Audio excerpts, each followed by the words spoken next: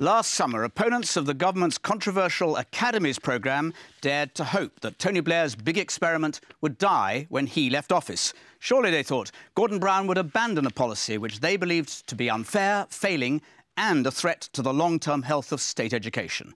But those hopes have been dashed. The Prime Minister's closest ally, Ed Balls, has decided that the programme should continue. Indeed, the school's secretary has announced that academies are proving so successful that the government wants a lot more of them. So, are these schools the model for a bright new future or a recipe for disaster? That's our big debate.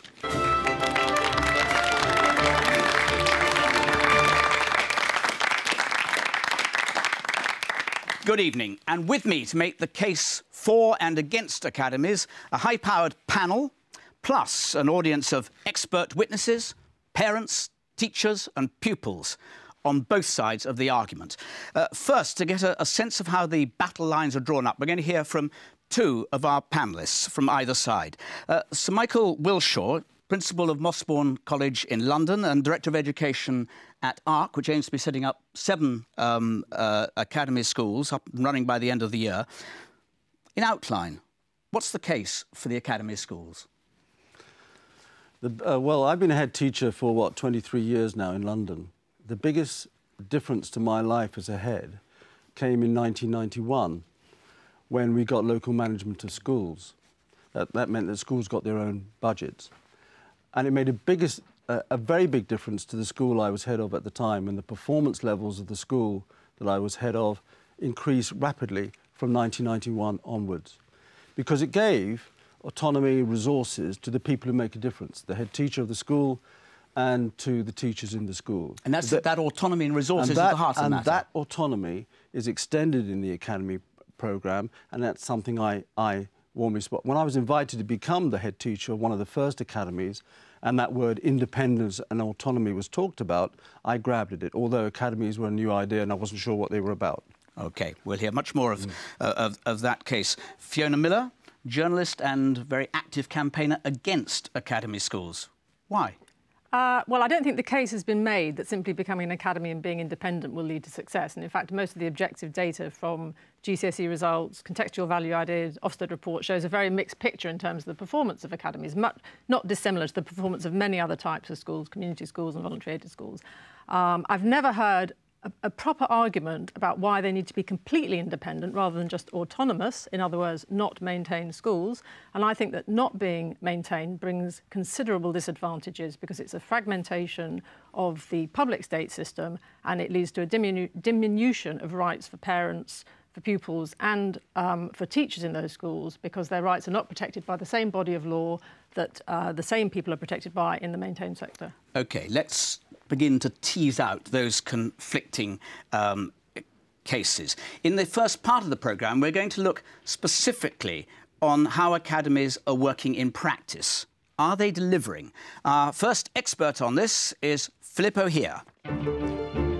Philip O'Hare is the principal of the Capital City Academy in the Inner London Borough of Brent. What for you makes academies so special? Well, I agree with Michael. The independence and autonomy is important because it means we are absolutely certain that the buck only stops one place, here. We have to make a difference. I think the other thing which is a common characteristic of all academies is a great sense of moral purpose. We are, in the most cases, replacing schools that have, for a long time, not been very successful. And we're transforming the lives of the children from those schools and the communities that they come from. So in my school, we've gone from 9% good grades at GCSE in the last year of the predecessor school to this summer, 53% with a cohort inherited from that school. So the argument that is sometimes made that we've changed the children and that's how we'll get success certainly isn't the case in our case. You can unequivocally demonstrate in your case that the cohort is so similar that the improvement in the results springs from that combination that you're talking about of buck stopping and ethos. It springs from changes in the curriculum and significant improvements in the quality of teaching and learning and behaviour and attendance. That's what it comes from. The basics of a good school are the same. Fiona is both right and wrong. It's not impossible to improve a school in any form of governance. But the challenge that academies are given is to make a fundamental transformation quicker and across a wider range of work in the school than is common in most maintained schools. I actually think we face a real challenge of our 400 stuck schools, which have resisted all previous attempts to improve them. The children in those schools and the communities they serve deserve better. Our opponents talk about risk, but I ask them, what about the risk to the children in those very poorly achieving schools? There is no reason why those schools have to be performing so poorly, but under community governance, under local authority control, for whatever reason, they have resisted attempts to change them. OK. Christine Blower, from the National Union of Teachers, Deputy General Secretary. It's hard to argue against that, isn't it? The proof of the pudding as described? Well, the fact is that's not the proof, is it? I mean, it is at best mixed. And as Philip said himself, the fact is that there are any number of maintained schools that have been able to transform. The other thing that he mentioned in passing was the change to the curriculum. Now, there are questions about what the curriculum is in some of the academies, and there are questions about whether the maintained schools, given the same freedoms in terms of the academies that the academies get, would actually be able to make the same differences should they want to go down that route, which they might not want to. Quick response to that, Philippa, here. Well, we are actually largely doing the national curriculum. We've just put in a much more sensible mix of vocational education and alternative pathways. However, the freedom to vary the curriculum in the future as we become successful, as we push against the boundaries of what people think you can achieve, I think will be important. And I think the government have made a mistake in removing that freedom from future academies. Well, I mean, this to me is the fundamental problem. You're saying that some schools will be given an extra chance in what is effectively a market by being given some freedoms that other schools don't have. And that applies to admissions, it applies to exclusions, it applies to special needs. And I think every child in every school is entitled to have the same entitlement in terms of all those areas. And the problem is you're setting up a preferential... However, you are wrong in fact. We have exactly the same requirements about admissions and exclusions and all the pupil-related things as every other maintained school. That's one thing. If I just finish... Well, you're saying they haven't got any... I mean, this is the point that Ed Balls makes now. When you talk to Ed Balls, he says, you don't understand. Academies are under the same obligations as maintained schools. Now, I think you need to get your argument clear. Do you have extra freedoms or do you not have extra freedoms? We have two significant differences from other maintained schools, which are about pay and conditions of teachers and the requirement to follow the whole of the national curriculum. Is your essential, in brief, the essential point you're making is that there are a series of, put it really crudely, a series of unfair advantages, A, and B, you can't even measure whether or not those alleged advantages are delivering? Yeah, because you talk about admissions. I mean, you can vary your admissions quite considerably within the current code and make a difference to your intake and also have a knock-on effect to your neighbouring schools. And that, to me, seems to be not a successful model. If one school improves at the expense of another one, that is a failure. Hold it a second. I'm going to bring in Matthew Taylor here, because you were in at the beginning of this, essentially, by being inside number 10 when these policies were being hatched. You're now Chief Executive of the Royal Society of Arts, and in that role, you are actually sponsoring, and you may go on to sponsor more, academy schools. What's your response to the case that is being made by the critics of them? Well, I think we have to think about where we started from. I mean, you know, there are inequalities between schools, and there have long been inequalities between schools. They long predate academies. Middle-class schools in middle-class areas have huge advantages, and their children do much, much better than poorer children in poorer schools.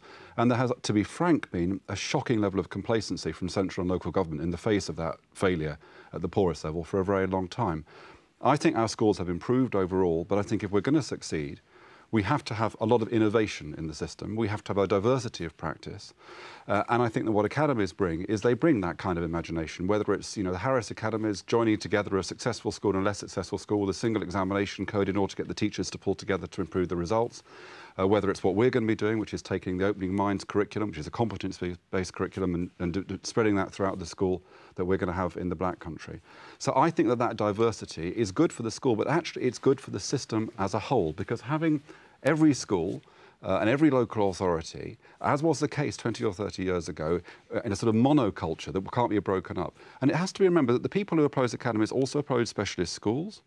They also were pretty uninterested in any partnership between schools and anybody else. Now, I think our schools are going to be successful. They need to work effectively in partnership. Are you just saying they're sort of educational Luddites, to put it again crudely? Is that what you're saying about them? I think that is that what Christine Lower is? I think that any system, when any sector that it's in, needs to have a diversity of practice in order to drive innovation. And I think that what academies are bringing is they're bringing that diversity of practice. You can do all of that within the maintained sector. Why do you need to be an independent But it didn't school to do happen, that? Fiona. Why did you need to be an independent school? It didn't happen. You know, I would disagree with that. I mean, I hear you talking about ethos. I actually resent the implication that my children's schools, which are maintained schools, don't have a strong ethos, don't have aspirations for the future. No, but that is the argument that's constantly made. You can't have diversity, you can't have innovation unless you're an academy. Filippo here. We know very well, Fiona, that your children are in spectacularly good maintained schools, and there is no threat to those schools. No, I'm not saying there's a threat. There is no threat to those schools by academies coming along there is replacing, actually, because there's an academy coming in Camden, failing in an schools. area where there is no failure. The market you describe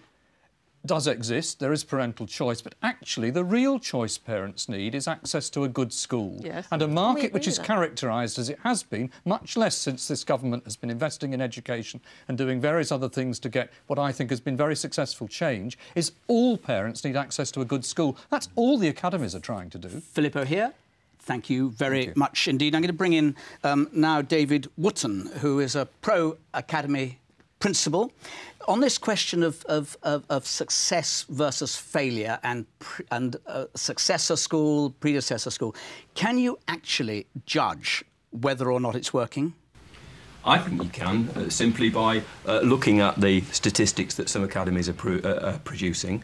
Secondly, if you move away from accepted statistics, look at some of the impact on the community. One of the statistics that I would say is working with my academy is that reported crime from the students in our catchment area has reduced by 30% in the last 18 months. But is that specifically because it's an academy or just because you're a good head? Debatable. I actually think it's a big issue, isn't it? Because if you can't demonstrate that it's specifically because you've got the academy that makes it possible, then it leaves open the question whether you need the academy. I think what all schools need is clearly they need good leadership. I think we'd all agree that. But it's clear from what Philip said, and I would agree with both Philip and Mike on this, that the schools that we are replacing have spent many years in the maintained sector and have failed to achieve anything for these youngsters. For example, the school that I replaced could not fill its quota by a long, long way. And now there are 4 or 5 times the number of people who want to get a place within that school. And that's common to many academies. I could take you to a community school 5 minutes from where I live that was failing and undersubscribed. It got a new head, it got a new building, it stayed within the local authority, and it is now oversubscribed, and it's a rapidly improving school. So what's the problem, Fiona? But by taking schools out of the maintained structure, I think you create a lot of long-term potential for unfairness. And I don't believe that it's worth the risk. I think one of the things that's interesting about academies is that what one's now seeing is academies working together in federations, working with local schools. We're now seeing local authorities, which when I was in Number 10, which is 2 years ago, were fighting tooth and nail against academies, now sponsoring academies, working with academies. They're not actually the sponsors, they have a minority. Well, if you go to Manchester, if you go to Oldham, you'll see local authorities that see academies as an opportunity for a fresh start for their school. Well, mostly they're being told they won't get money to rebuild their schools unless they have an academy. That's simply not true. Can I say that the status quo can't go on? I mean, the figures are awful. Of the 600,000 children in Year 11 each year, roughly, who leave school, 330,000 don't reach 5A to C, including English and maths. 245,000 don't reach 5A to C at all. 14,000 leave without any qualifications at all. And they tend to be in areas of high deprivation. My academy is in Hackney. Now, it's on the site of one of the worst schools. It was called the worst school in Britain in 1995. It failed miserably. The local authority didn't do anything about that school and allowed that school to languish for years and years and years. My sponsor came in and passionately supported that school. The trouble with the existing structures in a local authority, they've got 100 and 150 schools to support and manage. They can't do it. The role of an academy, and particularly the role of a sponsor, is to support and challenge that school so that the Hackney Down situation would not happen again. Is it not inevitable that if you put up a new school, new buildings, and you have more resources, that parents across the catchment area are going to say, we want to send our child there, and then you have an intake which doesn't precisely reflect the kind of school that there was there before. Well, you have a big advantage. Well, parents aren't mugs. They'll obviously be attracted to a new building, but they know what a good school is all about. And we're bound by the local admissions forum, as Philip said. If you look at my school, we've got something like 50 children with statements of special educational need, which is above the local average. 34% of our children are on free school meals. We very much educate the most deprived, the most disadvantaged, and some of the most least able pupils in my area, and we're doing good things by them. I know we've got some pupils here who've experienced both and probably far better judges than anyone else. Tara, what's your, in the second row here, what's your own feeling? You're at an academy school, yeah? Is it noticeably better? We've heard about ethos, we've heard about quality of education, we've heard about results. How do you find it? Well, personally, being in the years when it was through the change, I've noticed a massive difference, and that could be seen through our results and through experience as well, because there's more options for me to do. And normally there's these certain things that we can do, and I would want to do something else, but I didn't have the opportunity to do it. But now there's more opportunities, and I'm enjoying it more, and the teaching has improved, and times has improved, and I think generally it's just a massive improvement personally. And I'm start to enjoy school more as well, because there's so much improvements, and then it's more attractive as well. Everything's new, there's more modern equipment for us to use. So I think generally it's a massive improvement, and I'm enjoying it. And Shadrach, you are not at an academy school. What's your school like? My school is great. Well, basically, my school was really a failing school. And you're not just saying that because I know the head teacher sitting right beside you. No, sincerely, I do mean it. My school was a failing school. Mr. Cross came, and basically he's turned the school over. Single-handedly, he showed that you don't need to make a school or academy to change it around. You don't have to basically fund a whole leap of money into a school for it to change around. Because basically my perceptions of academies is that instead of, how can I put it, instead of putting emphasis on stuff like hard work, good quality teaching, they tend to flood a lot of money into the schools and replace that. And basically, that's not how you change a school around. Phil Cross, you've got the gold star as a head teacher. Do you feel so strongly about it that you wouldn't wish to be the head of an academy school? Is there something that you believe you can do that they can't, or you can do just as well?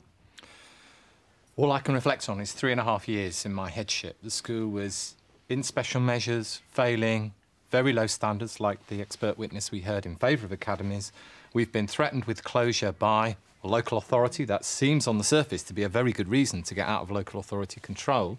And we've been faced with all sorts of external threats. But you don't change schools and improve them by just simply changing the badge. For us, you know, I'm upset that somebody else has said that academies have moral purpose. I believe our moral purpose is very, very secure. And actually, the young people either side of me are a real credit that actually you can do it. Schools are about people, it's about moral purpose, it's about teachers, it's about the local community. And I believe that what academies have done, my anxiety about them, is they've taken my home territory. I choose to work in schools which are challenging because that's what we do. And somehow the academies unit have somehow said, well, there is a predetermined way in which all schools will improve. And I certainly do not believe that. Have one more go, Michael, at persuading this obviously effective head that he's got the wrong end of the stick, because you can't disagree, I suspect, with anything that he's said about what he is managing to achieve. So why should he think that it's great to have the academies alongside? Well, I can do possibly things which you can't do. I mean, we mentioned resources, and I mentioned that my previous school's performance improved when I got LMS, when the budgets came to the school. Now, the fact that I'm an academy, I don't get 85% of the budget, I get 100% of the budget. Now, I buy some services back from the local education authority, but not much. I use a lot of that money to retain good staff, because they're the people in my institution that will make the difference. That's one way I've improved the school as an academy. Another way is of introducing my own contract, or the governors have introduced a contract, which asks staff to work longer than the national norm. If I was a part of the LEA, I might not have been able to do that. Thirdly, at the end of last year, when we had an outstanding Ofsted report and good results, we had the flexibility to award all staff in the school a bonus. Okay. We didn't have to refer to the local education authority for that, who probably would have said no. We will pick up on some of these things in a while, but I just want to put to you, if I can, Christine Blower, a final point before we come to the end of this half.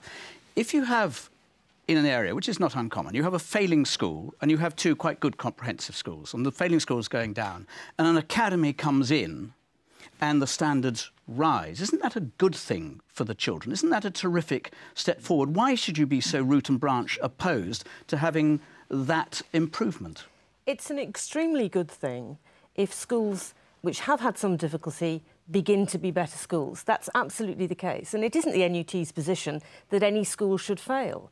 But what we do think is that if you suddenly get an academy come in and the two comprehensive schools that have been doing really rather well are then somehow or other unbalanced by the fact that you've got another school in the middle there, which is suddenly apparently more attractive, then that isn't good for actually the whole of the system locally, is it?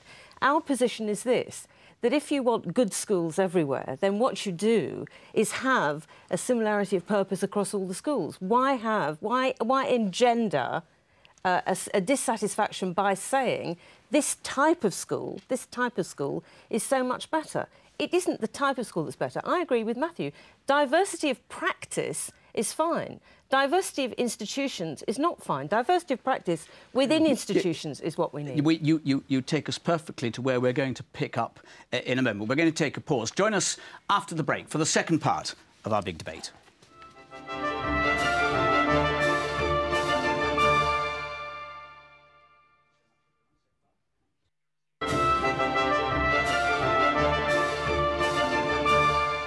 Welcome back to our big debate on academies. We've looked at the schools themselves and we want to look at them in the wider context of the whole future of education. Our next expert witness is Francis Beckett. Francis Beckett's the author of The Great City Academy Fraud and a prominent campaigner against the programme. That's pretty tough stuff, and you're pretty root and branch in your overall objection. What's wrong with benefactors bringing new money into schools, putting their money where their mouth is? Absolutely nothing wrong with benefactors bringing new money into schools. What's wrong is that the companies, the churches, the various religious organisations that run large numbers of academies have absolute control over the schools. What's wrong is that they have 50% of they have an inbuilt majority on the governing body. They take schools out of the control of the people who I think ought to be controlling them, the parents, the pupils, the teachers and the local community. And they take it in an absolute way. The appointment of the head teacher is made by the sponsor. Now, before, the parents in the school, the local community in the school, everybody would have had some sort of say in that absolutely crucial decision, the most important decision that's made in any school. Academies are, in short, in the way that they're set up, they're a way of saying that the man in Whitehall knows best, and in the way that they're run, they're a way of saying that the man at corporate headquarters knows best. Are parents, you talk up parents as having a sort of central role at the moment, but aren't they going to say, I'm not really terribly worried about these sort of rather ideological, structural points. That's clearly a good school. They've got a good ethos, great head, results are fine. That's where we want to go. Well, I'm still with Winston Churchill on the general way of running things. I think the democracy may be a bad way of running things, but it's better than anything else we've ever found so far. I also think that, by and large, parents think they're the best people to show you how the school can best be improved. And I certainly always thought that when I was a parent and I was a governor briefly of a school that one of my children went to. And I felt that I had a real say in it. I felt that if there was a problem with the standards, which as it happened, there wasn't, it was an extremely good state-maintained school, but if there was a problem, that I was in a better position to do it than somebody in a faraway academy office who was controlling the school, who was running it theoretically for my benefit and for my children's benefit, but that parents themselves would feel, not that it's an arcane theoretical idea that they should have a representative on the governing body, but that they themselves should have some sort of say, because they're the best people to say how it's done. Matthew Taylor, respond to that thought, or how compelling do you find the thought that this is sort of central control, state control from the centre, and that the people who ought to be having a very big say and having choice really don't? Well, I think there's a number of points. The first one is, you know, as a lot of academy critics do, you posit a world before academies which I don't recognise. Joseph Rowntree did, for example, a major report last year on governing bodies of poor schools, and they found that, generally speaking, they were weak. They found that they had real problems about representing the community, particularly minority communities, and they found that there was very low turnout and participation in parent-governor elections. Secondly, a lot of academies, like the one that we'll be sponsoring, are innovating in terms of the ways in which they're trying to get people involved. So we will have a pupil board, we will have a stakeholder board, we will actually trying to have a much richer form of accountability. But it's up to you, isn't it? It's up to you to decide what you want. It is, but also academies, let's recognise... You'll choose the members. No, let's recognise the thing about academies. You know, if you're going to oppose the idea of an academy, which are, let's face it, they are third sector organisations, they're trusts, who conform to the regulations set by government, that are inspected by Ofsted, all those things apply. You have at the same time to say we shouldn't have housing associations, we shouldn't have voluntary organisations providing social care, we shouldn't have any organisations providing any services paid for by the public sector unless they are entirely owned by the public sector. We have diversity across the public sector, academies are a part of that, and academies have to conform to nearly all the same regulations as other schools. Matthew, I'm not saying anything like that at all, and I have no objection whatsoever to them having influence. I have no objection in fact, I think companies have an awful lot to offer to schools if they're prepared to offer it without absolute, tight, centralised Stalinist control of those schools. That I don't think they should be allowed to have. OK, on that I'm going to bring in one or two members of the audience. In the second row here with the dark red tie, second in. I work in St Paul's Academy, which was one of the few successful schools which became an academy. We've got a wonderful head who was there before it changed. It wasn't imposed by anyone. He was given a fair chance. I'm an atheist and I happily work in a Catholic school. So this idea of it being fire and brimstone, finger-wagging, it's just not true. You paint this stereotypical, outrageous picture. You've never been to my school. It's headline-grabbing stuff. I mean, fair play, you've got on telly for it, but it's not true. Well, you're on telly too. Man in the back with the glasses on the right-hand side of the third row back on this side. All we're missing the point here is that this is about the privatisation of education. We pay for these schools overwhelmingly that they're being handed over to private individuals. Privatisation of all the other things have been an utter failure, and privatisation of schools would be a disaster for the vast majority of pupils. But academies are not private sector organisations. They're handed over to individuals to run. That's not true. But they're not private sector organisations. It is handed over to individuals to run. Well, they're not public sector individuals, churches and companies to run. Well, let me give you an example. They have a majority of the governors, as you know. Well, let me give you an example of my experience. They want to run them. Let me give you an example of my experience. Sponsored by a guy who came from a very modest background in Hackney, who did well in business and wanted to put something back into the community.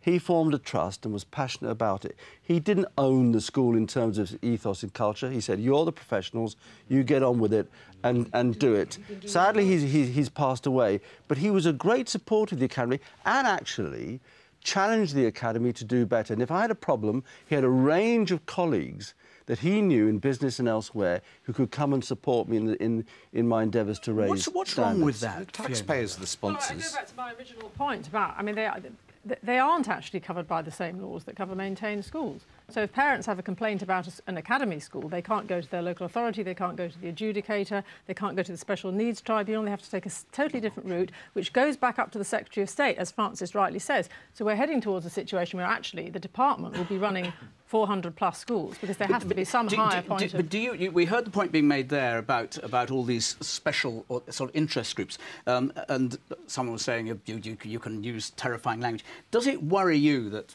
Matthew here and the RSA are putting their money in? Does it worry you if a Church of England school does it? If a university I think the principle, in its own terms, does that worry you? I listened to Gordon Brown talking about local democracy, about localism, about empowering disadvantaged communities, and what I see in my local community, where the whole community did not want an academy. There was no failure, and they're having an academy imposed on them in one of the most advantaged streets in London, which is going to specialise in academic subjects and wants to run its own admission system. And that seems to me to be negating the whole principle of involving the local community in what sort of provision they want. Guy Keith Miller, you are working with an academy through the University of the West of England. You're sponsoring a Bristol academy. What's your response to that these are imposed willy-nilly? Not imposed at all. We were one of the first universities that actively engaged with the academy process. We wanted to help. We want to help all schools to raise standards for the whole community, and that's the whole basis of why we think academies are a good thing, because we're able to buddy up a very, very well-performing school with a less well-performing school, with the help of external companies, the help of universities, to bring actually the whole community together in order to raise the aspirations of the whole area. That doesn't really answer my point about the local democratic structure being totally circumvented. There's a simple fact here, which is that, and it's a challenge for people who want to be accountable.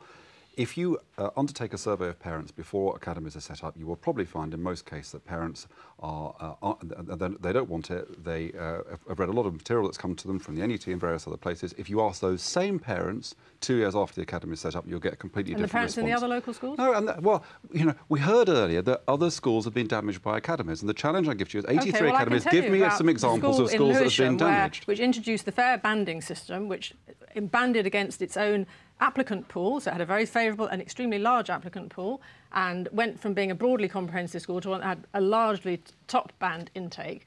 The neighbouring comprehensive school subsequently lost some of its top band intake. That was a successful school and it's unsuccessful. I don't know if it was successful. I'm just telling you, it had an impact. We were told successful schools are damaged by academies, and I'm asking you to give me an example. One example. If other neighbouring schools are damaged, people end up feeling very dispirited, but when you say if, I mean, just maybe it's not answerable, maybe you've got an answer. When you say if, have you got evidence? Well, I've just told you some evidence about the intake in a neighbouring school to an academy being affected by the introduction of an academy's own fair banding system, which they ran themselves. Richard Tice, you're a governor of I'm chairman of Northampton Academy, and I'm also a director of the United Learning Trust. At Northampton, we've experienced real issues on the ground. And actually, what parents, they're not interested in token democracy, Fiona. What they want is good school places in their locality. Because we've been succeeding, we're now swamped with demand, and that's a good thing. And if that helps other local schools improve, then so much the better. Yes. Well, I still think there should be some sort of localism. I still think that schools do better when they're governed by the people who use them and the people who live nearby. We have a May I make two other points? I just want to come back to something that Matthew said. People are talking, and Matthew and Michael in particular are talking as though somehow or another the sponsors are putting worthwhile sums of money into these academies. Actually, the sponsors never did put very much in, and from now on aren't going to have to put any money in at all. Francis Beckett, thank you very much indeed. And you wanted to come back in, Richard Tice, I see. Parents, they just want good performance locally. We're inspected by Ofsted. That is the best measurement of performance. And you can see, you can see your Ofsted reports online. I had a look at the Academy Ofsted reports last year, and actually the majority of them were satisfactory, which we now know the Chief Inspector says is not good enough. Now, I'm sure you could find many community schools that fell into that category too. My point is, being an academy does not guarantee you guaranteed success. It brings with it considerable disadvantages, which I think outweigh the possible benefits. The woman on the right in the second row. Yes. Yes, unaccountability is, for me as a parent governor and as a parent, it's about the child. My constituency is children, as far as I'm concerned, and every child's right to a good education. And one of my problems with this is that we lose that focus. We suddenly start arguing about a handful of schools here, and while we fail large numbers of kids. My borough got down to the business of providing only for 25% of the 11-year-olds who lived there. And nobody but parents dragged them back into the business of educating local children. And that's not right. This is a distraction in a lot of ways. I think, can I just say, there's a lot of being talked about this accountability issue by people who, I have to say, their enthusiasm for them, for parents, for schools being answerable to parents, for teachers being answerable to parents, head teachers being answerable to parents. There are real challenges about the responsiveness of schools, and it's been a scandal for many years that schools have been fiercely, all types of schools, maintained schools included, have been fiercely resistant to the idea that they should be answerable to parents or pupils about the performance of the teaching staff there. So these accountability issues are difficult, and those people who are suddenly asserting that they want democracy for schools, where were they 20 or 30 years ago when these schools were failing and nobody was allowed into the schools to talk about it? Christine Blair. Well, quite possibly they were teaching then and they're not teaching now. The fact is that the NUT has always been very keen to work with parents, and we have worked very successfully with parents. And the fact is that, you know, I've worked in a whole number of schools across London where I've always wanted to work with parents and I've always wanted to work with governors. And I don't recognise the idea that teachers have always been a kind of closed-door organisation. Let me ask you then... We are accountable. We are the most accountable profession. In that context, do you, and if so, why, do you object to the ability, so Michael touched on it before, of schools to set, within a relatively narrow framework, different terms and conditions in academy schools from other schools? Why is that a problem? Well, the reason that it's a problem is because we think it's a good idea that teachers will be able to move across and around the country and enjoy the same Well, they can have a types of different conditions. contract, can't they, if they went to an academy school? They don't have to go to the school, but they could say, we'll go and we'll accept that it's different and they benefit hours. financially as well. Well, the question is why the schools want to do that. Now, what we want is to make sure that every school is well staffed with the best possible teachers that it can have. So we don't want there to be a market in teachers. We want all schools to be good, all schools to be successful. You can't have a market all at all. schools to have... No market at all, you're saying. So you can't... If he wants... If Mike wants to get a really good teacher who's prepared to come in at 8 o'clock in the morning and stay through to 6 in the evening and do extracurricular stuff, and is prepared to pay them more for longer hours, you say no to that. What I say is that I can't see why it isn't possible for all schools to pay teachers a lot better, so that actually we can have good teachers everywhere. Christina, that's not really answering the question. That may well be valuable, as it were, in its own terms. But can you come in on that? Do you have a worry about that as well, or not? Well, I just don't like the idea that some schools have a competitive advantage over others simply because of their status. And I mean, I was interested to hear Matthew talking about 20 years ago. I mean, 20 years ago, I was a parent governor in a failing school that was turned round by the parents getting stuck into the governing body and making a difference. But Fiona, schools do have competitive advantages over other schools. You know, yes. go to, you know, I could take you around the boroughs of London. Yes, I could tell you without any academies which were the schools. Though. No, but well, the question is, do you stand back from that status quo, or do you try and do something about it? I think what we need to do that status quo has led to consistent failure in those schools. And academies are taking some of those schools that have and let's just take an issue about this question of teachers. You know, minority communities in many parts of London were so frustrated at the utter failure to tackle low expectation culture, particularly amongst Afro-Caribbean kids. They set up supplementary schools. They took their own time and energies because they knew these kids are being systematically failed by schools, right? Now, you know, if Michael wants to say to a teacher, I'll pay you a bit more because I need you to work longer hours because these kids need more learning, you're saying that shouldn't be allowed. But that can happen anyway. Then can we get... But you can all pause for a second because I want to bring some of our audience in. At the back, on the inside left, as it were, there. I am the extracurricular teacher. I've worked in the state schools as an extracurricular teacher, and I left my school tonight where they're rehearsing The Wizard of Oz, preparing constantly. Both state and academy schools benefit from teachers like myself. My pay and conditions are the same. What is different, and I am a good teacher. You're at an academy school? I am at Grace Academy in Solihull. I was in the state school before, and I am the same teacher, but what has been given to me is the infrastructure of a purpose-built school with ICT, where I can develop, along with technology, using things like podcasts, things that kids understand and can work with, but also it enables us to use the internet and develop our teaching far further than I had have been able to in my previous school. I'm the same teacher, I have the same standards, but my results are getting better because the kids can relate to what I can do, which is far better than in my previous class. Against all, if I may, against all that background, the specific and the more general background, am I right that there's a real fundamental division here? And I'd ask you briefly on the panel to respond to it. Between those of you who, as it were, believe that the end has to involve that, i.e. better education, better educated, rounded kids through diversity, and those who fear that the consequence of the academy system will be to increase fragmentation to the disadvantage of all. Is that a fair summary?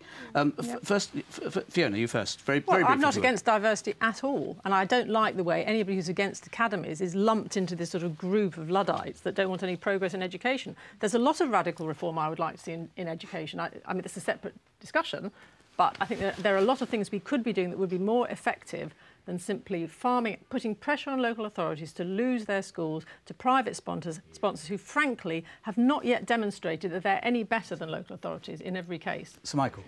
Well, I think I think the combination of autonomy, strong leadership and strong support from a sponsor will work, and we're beginning to see that at the moment. And can I say, I think we shouldn't be carried away with this idea of local authority democracy.